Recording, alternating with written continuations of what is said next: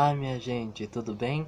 Bom, quem me acompanha há um tempo sabe que eu havia feito o audiolivro do Harry Potter e a Pedra Filosofal e vi que muita gente gostou. Quer dizer, nem todos comentaram, mas acredito que os meus inscritos tenham gostado. Então, como prometido, começarei a ler o novo livro, que é Harry Potter e a Câmara Secreta, também de J.K. Rowling, e esse livro é também ilustrado pelo Jim Kay. Então, espero que vocês gostem e...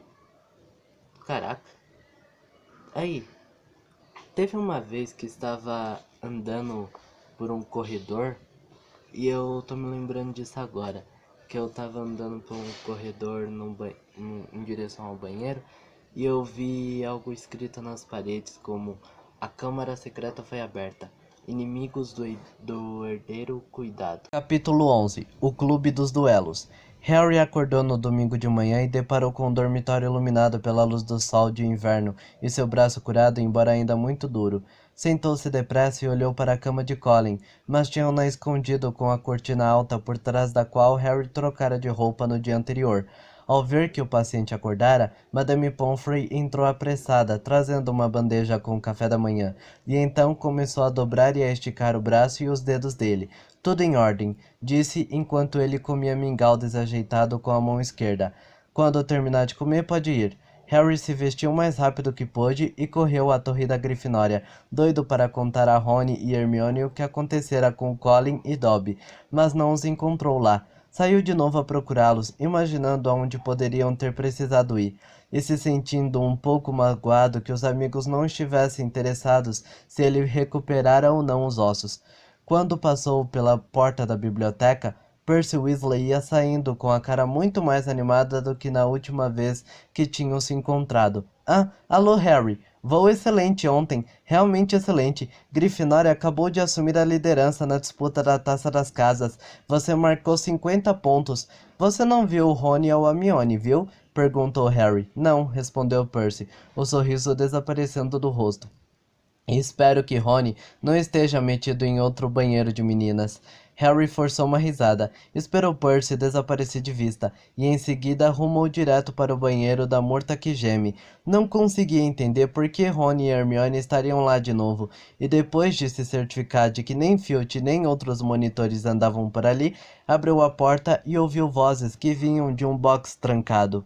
Sou eu, disse fechando a porta. Ouvi um estrépito, água se espalhando e uma exclamação no interior de um boxe, e vislumbrou os olhos de Hermione espiando pelo buraco da fechadura. Harry, você nos deu um baita susto, entre! Como está o seu braço? Ótimo, respondeu Harry, espremendo-se dentro do boxe. Havia um velho caldeirão encarrapitado em cima do vaso, e uma série de estalos informaram a Harry que os amigos tinham acendido um fogo embaixo. Conjurar fogos portáteis à prova de água era uma especialidade de Hermione. Pretendíamos ir ao seu encontro, mas decidimos começar a poção polissuco, explicou Rony enquanto Harry, com dificuldade, tornava a trancar o boxe. Decidimos que este era o lugar mais seguro para escondê-la. Harry começou a contar aos dois o que acontecera com Colin, mas Hermione o interrompeu. Já sabemos, ouvimos a professora McGonagall contar ao professor Flitwick hoje de manhã. Foi por isso que decidimos começar. Quanto mais cedo a gente obtiver uma confissão de Draco, melhor, rosnou Rony. Sabiam o que é que eu penso? Ele estava tão furioso depois do jogo de quadribol que descontou no Colin. Mas há outra coisa, disse Harry observando Hermione picar feixes de sanguinárias e jogá-los na poção. Dobby veio me visitar no meio da noite. Rony e Hermione ergueram a cabeça espantados. Harry contou tudo o que Dobby dissera, ou deixara de contar a ele. Os dois escutaram boquiabertos. A câmara secreta já foi aberta antes? Exclamou Hermione. Isso esclarece tudo, disse Rony em tom triunfante. Lúcio Malfoy deve ter aberto a câmara quando esteve aqui na escola, e agora ensinou ao nosso querido Draco como fazer o mesmo. É óbvio. Mas eu bem gostaria que Dobby tivesse lhe dito que tipo de monstro tem lá dentro. Quero saber como é que ninguém reparou nele rondando a escola. Talvez ele consiga ficar invisível, disse Hermione empurrando as sanguessugas para o fundo do caldeirão. Ou talvez possa se disfarçar, fingir que é uma armadura ou uma coisa qualquer. Já li a respeito de vampiros camaleões, você lê demais, Hermione, disse Rony despejando os emeróbios mortos por cima das sanguessugas. Amassou o saco vazio e olhou para Harry. Então Dobby impediu a gente de pegar o trem e quebrou o seu braço. Ele abanou a cabeça. Sabe de uma coisa, Harry? Se ele não parar de tentar salvar a sua vida, vai acabar matando você. A notícia de que Colin Creevey fora atacado e agora se achava deitado como morto na ala hospitalar espalhou-se pela escola inteira até a manhã de domingo. A atmosfera carregou-se de boatos e suspeitas. Os alunos do primeiro ano agora andavam pelo castelo em grupos unidos, como se tivessem medo de ser atacados, caso se aventurassem a andar sozinhos. Gina Weasley, que se sentava ao lado de Colin Creevey na aula de feitiços, parecia atormentada, mas Harry achou que era porque Fred e George estavam tentando animá-la do jeito errado. Revezavam-se para assaltá-la pelas costas, cheio de pelos e pústulas. Só pararam quando Percy, apoplético, ameaçou escrever à Sra. Weasley e contar que Gina estava tendo pesadelos. Nesse meio tempo, escondido dos professores, assolava a escola um próspero comércio de talismãs, amuletos e outras mandingas protetoras. Neville Longbottom já compraram um cebolão verde e mal cheiroso, um cristal pontiagudo e púrpura e um rabo podre de lagarto, quando os outros alunos da Grifinória lhe lembraram que ele não corria perigo, era puro sangue, portanto uma vítima pouco provável. Eles foram atrás de Filch primeiro, disse Neville, seu rosto redondo cheio de medo, e todo mundo sabe que sou uma aberração. Na segunda semana de dezembro, a professora McGonagall veio, como sempre fazia, anotar os nomes dos alunos que continuariam na escola durante as festas de Natal.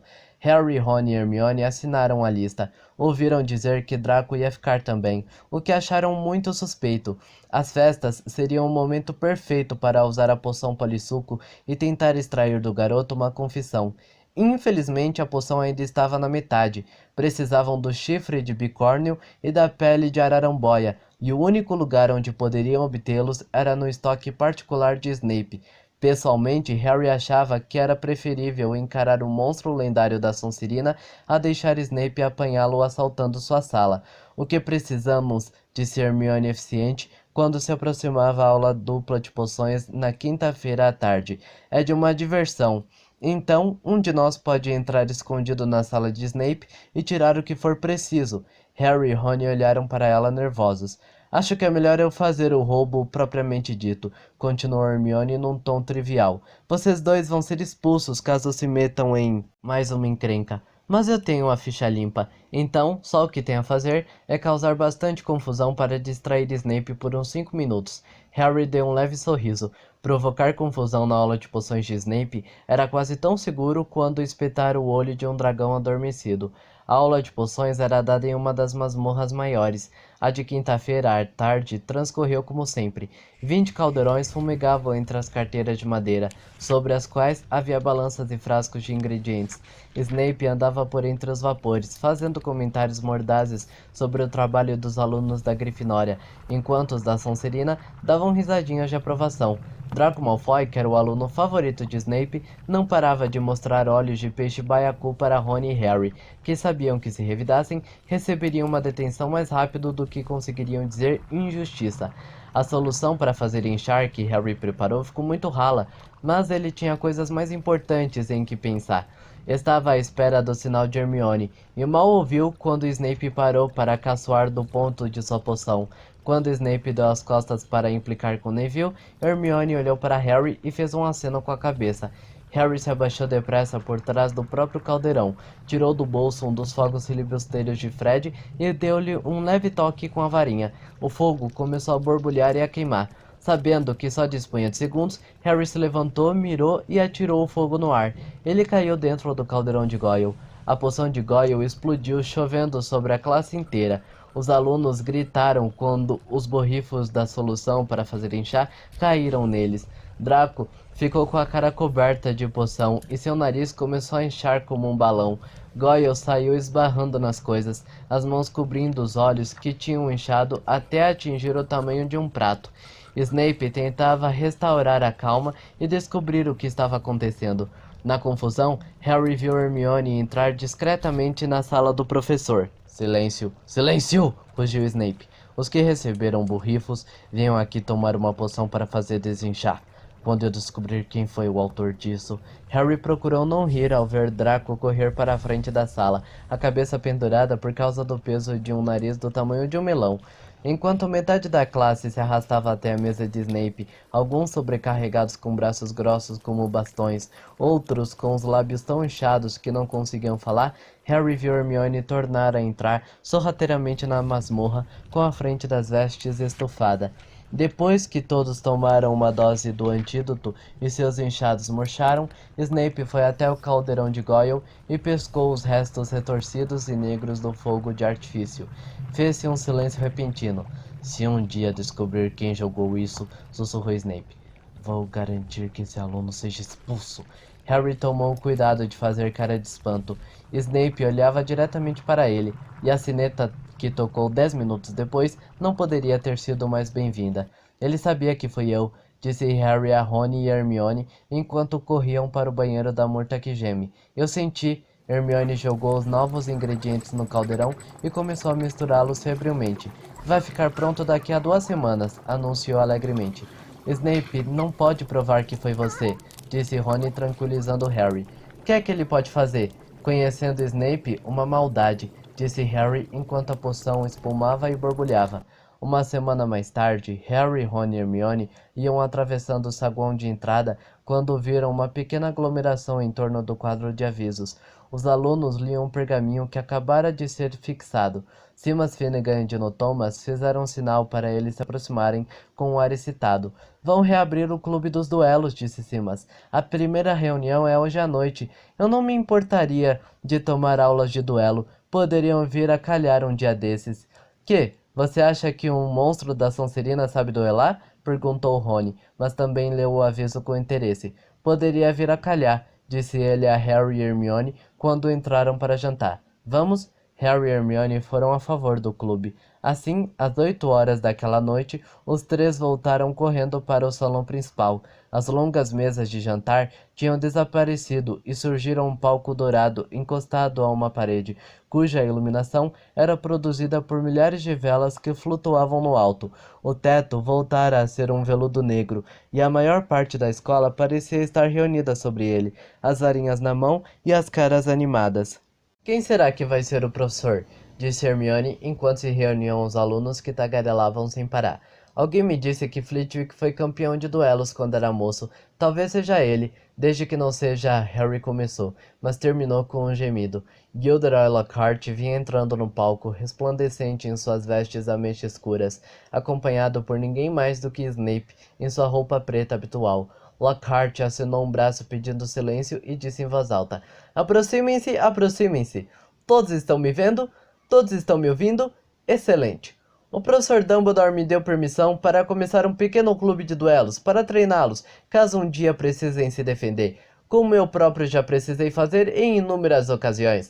Larga de ser mentiroso!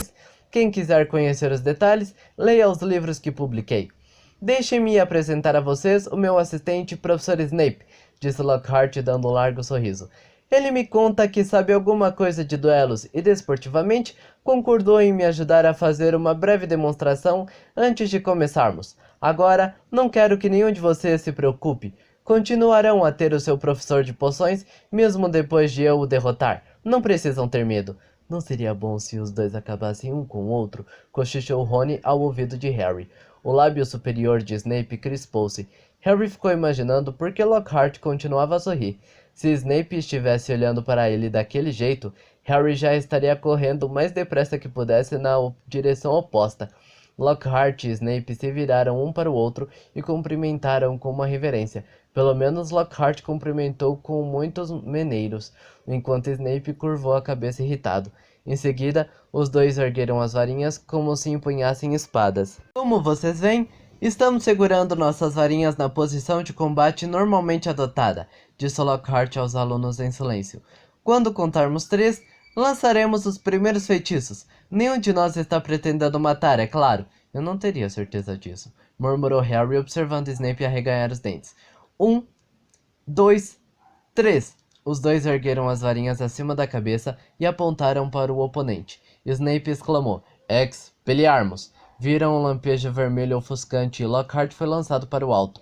Voou para os fundos do palco, colidiu com a parede, foi escorregando e acabou estatelado no chão. Draco e outros alunos da Sonserina deram vivas. Hermione dançava na ponta dos dedos para ver melhor. Vocês acham que ele está bem? Guinchou tampando a boca com a mão. Quem se importa? Responderam Harry e Rony juntos. Lockhart foi se levantando tonto. Seu chapéu caíra e os cabelos ondulados estavam em pé. Muito bem, disse cambaleando de volta ao palco. Isto foi um feitiço de desarmamento. Como viram, perdi minha varinha. Ah, muito obrigado, senhorita Brown. Sim, foi uma excelente demonstração, professor Snape, mas, se não se importa que eu diga, ficou muito óbvio o que o senhor ia fazer. Se eu tivesse querido detê-lo, teria sido muito fácil, mas achei mais instrutivo deixá-los ver. Snape tinha uma expressão assassina no rosto. Lockhart possivelmente notou, porque acrescentou: Chega de demonstrações. Vou me reunir a vocês agora e separá-los aos pares. Professor Snape, se o senhor quiser me ajudar... Os dois caminharam entre os alunos, formando os pares. Lockhart juntou Neville com Justino Finch-Fletchley, mas Snape chegou até Harry e Rony primeiro. Acho que está na hora de separar a equipe dos sonhos, caçoou. Weasley, você luta com Finnegan. Potter, Harry virou-se automaticamente para Hermione. Acho que não, disse Snape sorrindo estranhamente. Sr. Malfoy, venha cá. Vamos ver o que o senhor faz com o famoso Harry Potter. E a senhorita pode fazer par com a senhorita Bulstrode. Draco se aproximou com arrogância sorrindo. Atrás dele caminhava uma garota da Sonserina, que lembrava a Harry uma foto que vira em férias com bruxas malvadas. Era grande e atarracada, e seu queixo pesado se projetava para a frente agressivamente. Hermione lhe deu um breve sorriso que ela não retribuiu. De frente para os seus parceiros, mandou Lockhart de volta ao tablado. E façam uma reverência. Harry e Draco mal inclinaram as cabeças, e não tiraram os olhos um do outro. Preparar as varinhas! Gritou Lockhart. Quando eu contar 3, lancem seus feitiços para desarmar os oponentes. Apenas para desarmá-los. Não queremos acidentes. 1, 2, 3. Harry ergueu a varinha bem alto, mas Draco começará no 2. Seu feitiço atingiu Harry com tanta força que parecia que ele levara uma frigideirada na cabeça. Ele cambaleou, mas tudo parecia estar em ordem, e sem perder mais tempo, Harry apontou a varinha direto para Draco e gritou: Rictus Sempra! Um jorro de luz prateada atingiu Draco no estômago, e ele se dobrou com dificuldade de respirar. Eu disse desarmar apenas! Gritou Lockhart assustado por cima das cabeças dos combatentes. Quando Draco caiu de joelhos, Harry o golpeara com o feitiço das cócegas, e ele mal conseguia se mexer de tanto rir. Harry recuou com a vaga impressão de que seria pouco esportivo enfeitiçar Draco ainda no chão, mas isso foi um erro. Tomando fôlego, Draco apontou a varinha para os joelhos de Harry e disse engasgado: Tarantalegra! E no segundo seguinte, as pernas de Harry começaram a sacudir descontroladas numa espécie de marcha rápida. Parem, parem! Berrou Lockhart, mas Snape assumiu o controle. Finite incantatem! Gritou ele. Os pés de Harry pararam de dançar. Draco parou de rir e eles puderam erguer a cabeça. Uma névoa de fumaça verde pairava sobre a cena. Neville e Justino estavam caídos no chão ofegantes. Rony estava segurando um ciúmas branco fito-papel, pedindo desculpas pelo que sua varinha quebrada pudesse ter feito. Mas Hermione e Emilia Bulstrode ainda lutavam. Emilia dera uma chave de cabeça em Hermione, que choramingava de dor. As varinhas das duas jaziam esquecidas no chão. Harry deu um salto à frente e fez Emilia soltar Hermione. Foi difícil, a garota era muito maior do que ele. Ai, ai, ai, ai, ai! Exclamou Lockhart, passando por entre os duelistas para ver o resultado das lutas. Levante, McLaggen! Cuidado, Miss Fats!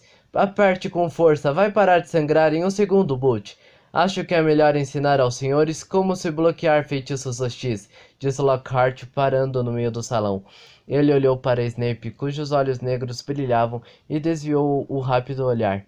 Vamos arranjar um par voluntário. Longbottom e Finch-Fletchley, que tal vocês? Uma ideia, professor Lockhart, disse Snape deslizando até ele como um morcego malévolo. Longbottom causa devastação até com um feitiço mais simples. Vamos ter que mandar o que sobrar de Finch-Fletchley para a aula hospitalar em uma caixa de fósforo.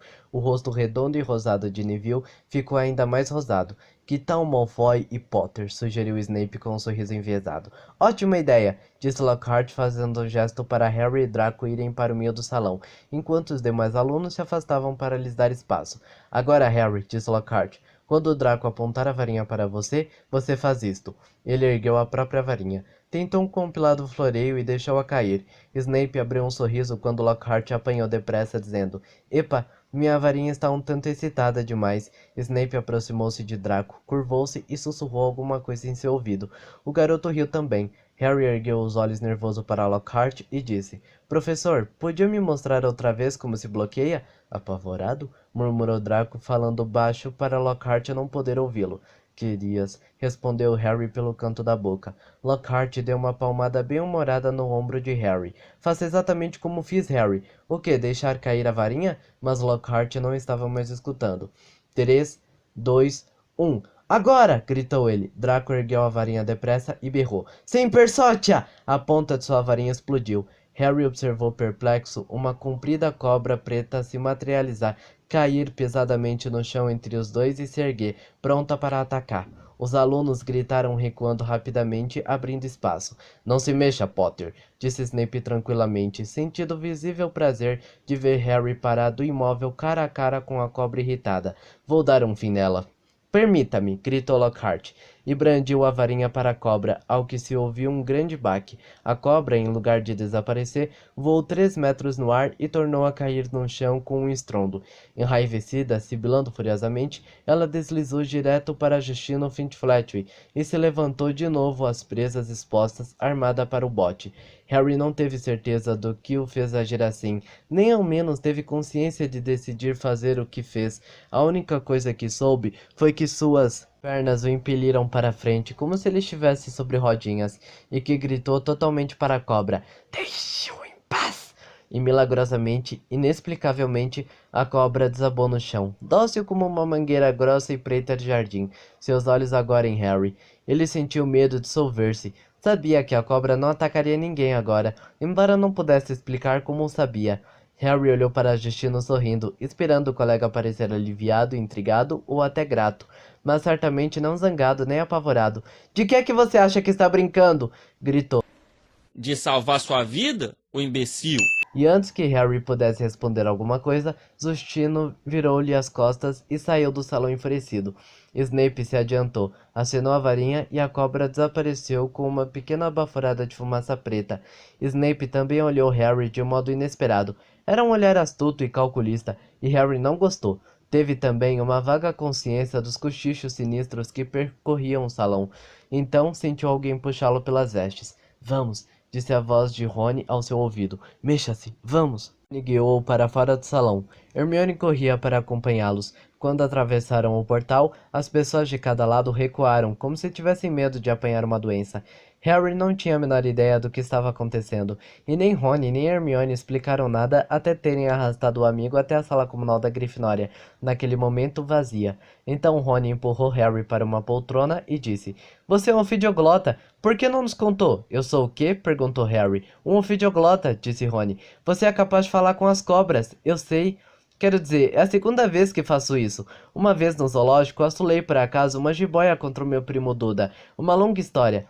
Ela estava me contando que nunca tinha estado no Brasil, e eu meio que soltei sem querer. Isso foi antes de saber que era bruxo. Uma jiboia contou a você que nunca tinha estado no Brasil? Repetiu Rony baixinho. E daí? Aposto que um monte de gente aqui pode fazer isso. Ah, não. De jeito nenhum. Isso não é um dom muito comum, Harry. Isto não é legal. O que não é legal? Disse Harry, começando a ficar com muita raiva.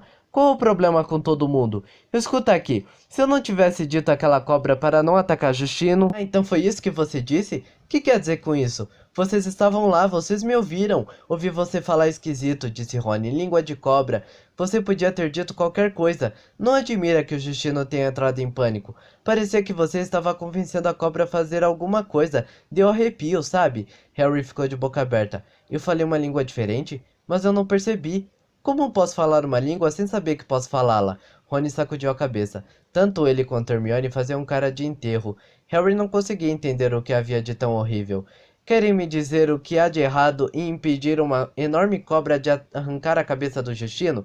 Que diferença faz? Como foi que eu fiz isso desde que o Justino não precise se associar ao clube dos caçadores sem cabeça? Faz diferença sim, disse Hermione falando, afinal num tom abafado.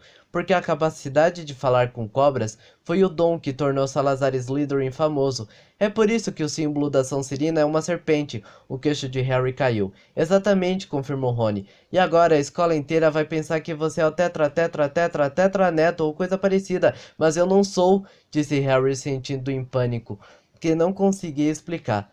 Você vai achar difícil provar isso, falou Hermione. Ele viveu há 1000 anos. Pelo que se sabe, você podia muito bem ser descendente dele. Harry ficou horas acordado aquela noite. Por uma fresta no cortinado em volta da cama de colunas, ele observou a neve começar a cair em floquinhos diante da janela da torre e ficou imaginando. Será que podia ser descendente de Salazar Slytherin? Afinal, não sabia nada sobre a família de seu pai.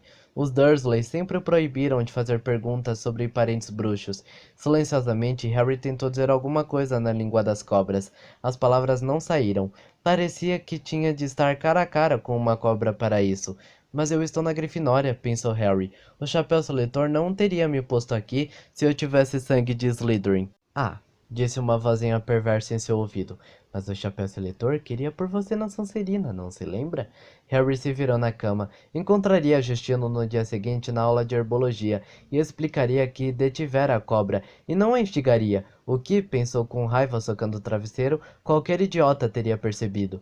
Mas na manhã seguinte, a neve que começara a cair de noite se transformara numa nevasca tão densa que a última aula de herbologia do período letivo foi cancelada. A professora Sprout queria pôr meias e earchapes nas mandrágoras, uma operação melindrosa que ela não confiaria a mais ninguém, agora que era tão importante as mandrágoras crescerem depressa para ressuscitar Madame Nora e Colin Creevy. Harry preocupava-se com isso sentado junto à lareira na sala comunal da Grifinória, enquanto Ron e Hermione aproveitavam o tempo para jogar uma partida de xadrez de bruxo. Pelo amor de Deus, Harry, disse Hermione exasperada quando um bispo de Rony desmontou um cavalo dela e o arrastou para fora do tabuleiro. Vá procurar o Justino, se isso é tão importante para você. Então Harry se levantou e saiu pelo buraco do retrato, imaginando onde Justino poderia estar. O castelo estava mais escuro do que normalmente era durante o dia, por causa da neve grossa e cinzenta que descia rodopiando pelo lado de fora das janelas. Transido de frio, Harry passou por salas onde havia aulas, captando vislumbres do que acontecia lá dentro. A professora McGonagall gritava com alguém, que pelo que parecia, tinha transformado o colega em um texugo. Harry passou adiante, resistindo ao impulso de espiar para dentro, e lembrando que Justino talvez estivesse usando o tempo livre para tirar o atraso em alguma matéria, decidiu verificar primeiro na biblioteca. Vários alunos da Lufa-Lufa, que deviam estar na aula de herbologia, se achavam de fato sentados no fundo da biblioteca, mas não pareciam estar trabalhando. Entre as longas fileiras distantes, Harry podia ver que suas cabeças estavam muito juntas e que aparentemente mantinham uma conversa absorvente. Não conseguia ver se Justino estava no grupo. Foi andando em direção a eles e quando começou a ouvir alguma coisa do que diziam, parou para escutar melhor, escondido na seção da invisibilidade. Então, todo caso, falava um menino forte. Eu disse ao Justino para se esconder no nosso dormitório. Quero dizer, se Potter o escolheu para sua próxima vítima, é melhor ele ficar pouco visível por uns tempos. É claro que o Justino estava esperando uma coisa dessas acontecer desde que deixou escapar para o Potter que vinha de família trouxa. Justino chegou até a contar que os pais tinham feito reserva para ele em Eton. Isto não é o tipo de coisa que se fale assim com um herdeiro de Slytherin à solta, não é mesmo? Então, decididamente, você acha que é o Potter, Ernie? Perguntou ansiosa uma menina loura de Maria Chiquinhas. Ana, disse o garoto forte solenemente, ele é um ofidioglota. Todo mundo sabe que isso é a marca do bruxo das trevas. Você já ouviu falar de um bruxo decente que soubesse falar com cobras? Chamavam o próprio Slytherin de língua de serpente? Seguiram-se muitos murmúrios depois disso, e Ernie continuou. Lembram do que estava escrito na parede? Inimigos do herdeiro, cuidado.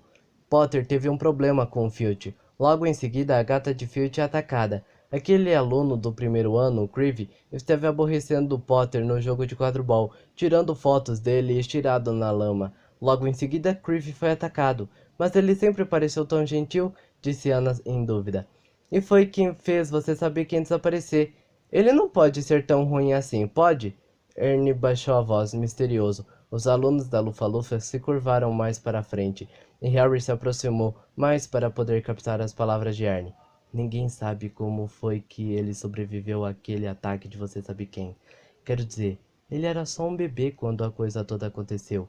Devia ter explodido em pedacinhos. Só um bruxo das trevas realmente poderoso poderia ter sobrevivido a um ataque daqueles. E baixando a voz até quase um sussurro, continuou. Vai ver? É por isso que você sabe quem queria matá-lo para começar. Não queria outro bruxo das trevas concorrendo com ele. Que outros poderes será que o Potter anda escondendo?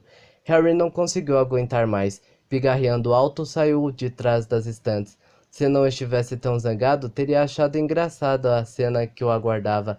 Cada aluno da Lufa-Lufa parecia ter se petrificado só de vê-lo, e a cor foi se esvaindo do rosto de Ernie. Olá, disse Harry. Estou procurando o Justino Finch-Fletchley. Os receios dos garotos da Lufa-Lufa claramente se confirmaram. Todos olharam cheios de medo para Ernie. O que é que você quer com ele? Perguntou Ernie com a voz trêmula. Eu queria dizer a ele o que realmente aconteceu com aquela cobra no clube dos duelos. Ernie mordeu os lábios brancos, tomou fôlego e disse... Nós estávamos todos lá, vimos o que aconteceu. Então vocês repararam que depois que falei com a cobra, ela recuou? Perguntou Harry. Só o que eu vi, disse Ernie insistente, embora tremesse enquanto falava. Foi você falando em língua de cobra e assolando o bicho para cima de Justino. Eu não assolei a cobra para cima dele, protestou Harry, a voz trêmula de raiva. A cobra nem encostou nele, por pouco. E caso você esteja tendo novas ideias, acrescentou depressa, é melhor eu informá-lo que pode investigar minha família por 9 gerações de bruxos, e que o meu sangue é tão puro quanto o de qualquer outro. Portanto, não ligo a mínima para o tipo de sangue que você tem, tornou Harry furioso. Por que eu iria querer atacar pessoas que nasceram trouxas? Ouvi falar que você detesta os trouxas com quem mora, disse Ernie na mesma hora. É impossível morar com os Dursley e não detestá-los. Eu gostaria de ver você no meu lugar. E dando meia volta, saiu furioso da biblioteca, ganhando um olhar de reprovação de Madame Pince, que estava lustrando a capa dourada de um grande livro de feitiços. Harry saiu pelo corredor às tontas, mal reparando aonde ia. Tal era sua fúria. O resultado foi que bateu em alguma coisa muito grande e sólida que o derrubou no chão. Ah, olá, Hagrid, disse erguendo a cabeça. O rosto de Hagrid estava inteiramente oculto pelo gorro de lã esbranquiçado de neve, mas não podia ser mais ninguém, pois ele praticamente ocupava o corredor com aquele seu casacão de pele de toupeira. Um galo morto pendia de suas enormes mãos louvadas. Tudo bem, Harry? Perguntou ele, empurrando o gorro para trás para poder falar. Você não está em aula? Cancelada, disse Harry levantando-se. O que é que você está fazendo aqui? Hagrid ergueu o galo inerte. É o segundo que matam neste período letivo, explicou. Ou é raposa ou é bicho-papão. É preciso de permissão do diretor para lançar o feitiço em volta do galinheiro. Por debaixo das sobrancelhas grossas e salpicadas de neve, ele examinou Harry com mais atenção. Você tem certeza de que está bem? Está cheio de calor e zanga? Harry não conseguiu se forçar a repetir o que Ernie e o resto dos garotos da Lufa-Lufa tinham andado dizendo. Não é nada. É melhor eu ir andando, Hagrid. A próxima aula é transfiguração e tenho que apanhar meus livros. Ele se afastou, a cabeça inchada com o que Ernie dissera a seu respeito. O Justino estava esperando uma coisa dessas acontecer, desde que deixou escapar para o Potter que vinha de uma família trouxa. Harry subiu a escada batendo os pés e entrou em outro corredor que estava particularmente escuro. Os archotes tinham sido apagados por uma corrente de ar forte e gelada que entrava por uma vidraça solta. Estava na metade do corredor quando caiu estendido em cima de uma coisa que havia no chão. Virou-se para ver melhor em cima do que caíra e sentiu o estômago derreter. Justino Finch-Fletchley jazia no chão, duro e frio, uma expressão de choque fixa no rosto, os olhos sem visão, voltados para o teto. E não era tudo. Ao lado dele, outro vulto. A visão mais estranha que Harry já encontrara era Nick quase sem cabeça, que agora deixara de ser branco pérola e transparente e se tornara preto e fumegante, e flutuava imóvel na horizontal, a mais de 1,5 metros do chão. Sua cabeça estava quase inteiramente solta, e seu rosto tinha uma expressão de choque idêntica à de Justino. Harry ficou em pé, a respiração rápida e superficial, o coração produzindo uma espécie de rufo de tambor em suas costelas. Fora de si, olhou para um lado do corredor deserto e para o outro, e viu uma fila de aranhas que se afastavam o mais depressa possível dos corpos. Os únicos sons que ouvia eram as vozes abafadas dos professores nas salas de aula de cada lado. Poderia correr e ninguém saberia que estivera ali, mas não podia simplesmente deixá-los caídos. Tinha que procurar ajuda. Alguém acreditaria que ele não tivera nada a ver com aquilo? Então, enquanto estava parado, cheio de pânico, uma porta se abriu com uma batida. Pirraça, o poltergeist, saiu em disparada. Ora, é o Potter pirado! Zombou ele, entortando os óculos de Harry ao passar por ele. Que o Potter está aprontando? Por que o Potter está rondando? Pirraça parou no meio de uma cambalhota no ar. De cabeça para baixo, deparou com Justino e Nick quase sem cabeça. Desvirou-se na mesma hora, encheu os pulmões de ar e antes que Harry pudesse impedi-lo, gritou: Ataque, ataque, mais um ataque! Nem imortal nem fantasmas estão seguros! Salvem suas vidas! Ataque! Bam, bam, bam. Porta atrás de porta se escancarou ao longo do corredor que foi invadido por um mundão de gente. Durante vários minutos, a cena era de tal confusão que Justino correu o risco de ser esmagado, e as pessoas não paravam de passar através de Nick quase sem cabeça. Harry se viu emprestado contra a parede, enquanto os professores gritavam pedindo calma. A professora McGonagall veio correndo, seguida por seus alunos em sua cola, um dos quais ainda tinha os cabelos listrados de preto e branco. Ela usou a varinha para produzir um alto estampido e restaurar o silêncio, e mandou todos de volta para a sala de aula. Nem bem o corredor se esvaziara um pouco quando Ernie, o garoto da Lufa-Lufa, chegou ofegante à cena. Apanhado na cena do crime! Berrou Ernie, o rosto lívido, apontando dramaticamente para Harry. Agora já chega, Macmillan! Disse a professora rispidamente. Pirraça subia e descia no ar, e agora sorria malvadamente observando a cena. Adorava o caos. Enquanto os professores se curvavam sobre Justino e Nick quase sem cabeça, examinando-os, Pirraça começou a cantar. Ah, Potter podre, veja o que você fez. Matar alunos não é nada cortês. Já chega, Pirraça! Vociferou a professora McGonagall, e Pirraça saiu voando de costas e estirando a língua para Harry. Justino foi levado para a aula hospitalar pelo professor Flitwick e a professora sinistra do departamento de astronomia, mas ninguém sabia o que fazer com Nick quase sem cabeça. Por fim, a professora McGonagall conjurou um grande leque de ar e entregou-o a Ernie com instruções para abanar Nick quase sem cabeça até o andar de cima. Ernie obedeceu e abanou Nick como se fosse um aerófilo silencioso. Assim, Harry e a professora ficaram a sós. Por aqui, Potter, falou ela. Professora, disse Harry depressa. Eu juro que não, isto não está mais em minhas mãos, Potter, interrompeu ela secamente. Os dois caminharam em silêncio, viraram em um canto e ela parou diante de uma gárgula de pedra feíssima. Gota de limão, disse. Era evidentemente uma senha, porque a gárgula logo ganhou vida e afastou-se para o lado, ao mesmo tempo que a parede atrás dela se abria em duas. Mesmo temendo que o aguardava, Harry não pôde deixar de se admirar. Atrás da parede havia uma escada em caracol que subia suavemente como uma escada rolante. Nem bem ele e a professora McGonagall pisaram nela. Harry ouviu a parede fazer um barulho seco e se fechar às costas dos dois. Subiram em círculos, cada vez mais altos, até que por fim, ligeiramente tonto, Harry viu uma porta de carvalho reluzindo à sua frente, como uma aldrava em forma de grifo. Soube então aonde tinha sido levado. Ali devia ser a sala de Dumbledore.